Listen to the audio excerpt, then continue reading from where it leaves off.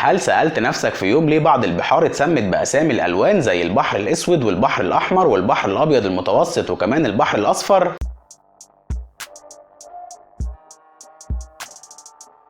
اهلا بيكم، انا سامح علي، وفي حلقة النهاردة هنتكلم عن سبب تسمية البحر الاسود والبحر الاحمر والبحر الابيض المتوسط وكمان البحر الاصفر بالالوان دي. البحر الاسود اتسمى باللون ده نتيجة الرعب اللي كان بيحصل عند البحارة لما كانوا بينووا الابحار فيه، وده لكثرة العواصف الرعدية والرياح واللي كانت بتسبب مخاطر وحصل بسببها كوارث كتير جدا. اما حقيقة لون مياه البحر الاسود فهي زرقاء ولونها اخف من لون مياه البحر الابيض المتوسط، وده لكثرة العوالق النباتية فيه. اما البحر الاحمر فتسمى بالاسم ده نتيجة انتشار العوالق والطحالب فيه واللي بتعكس اللون الاحمر احيانا، وكمان نتيجة لانتشار الجبال الصخرية على طرفيه السعودي والمصري، فبتعكس الجبال دي وقت الغروب اللون الاحمر على مياهه. واعتقد كتير من الناس ان المرجان هو سبب تسميته بالاحمر، لكن المرجان نادر فيه وموجود في مناطق محدودة بالقرب من اليمن جنوبا وخليج العقبة شمالا. اما البحر الابيض المتوسط فتسمى بالاسم ده نتيجة اتساعه والمية بتظهر فيه فتحة اللون زي لون مياه المحيطات الكبيرة وقت الابحار. اما وصفه بالمتوسط فده نتيجة لتوسطه بين قارات اوروبا شمالا وقارتي افريقيا واسيا جنوبا وشرقا. اما بقى سبب تسمية البحر الاصفر اللي بيفصل بين الصين وشبه الجزيرة الكورية فبيرجع لانتشار الرمال فيه، واللي بيجي معظمها من الانهار اللي بتصب فيه وبتحمل معاها الطمي والاتربة، واللي بيشكل اللون الاصفر معظمها. علشان كده بيكون واضح جدا اللون الاصفر على مياهه. وبكده نكون عرفنا سبب تسمية كل البحار دي باسامي الالوان. في النهاية ما تنسوش تتابعوني عشان يوصل لكم كل فيديوهاتي الجديدة.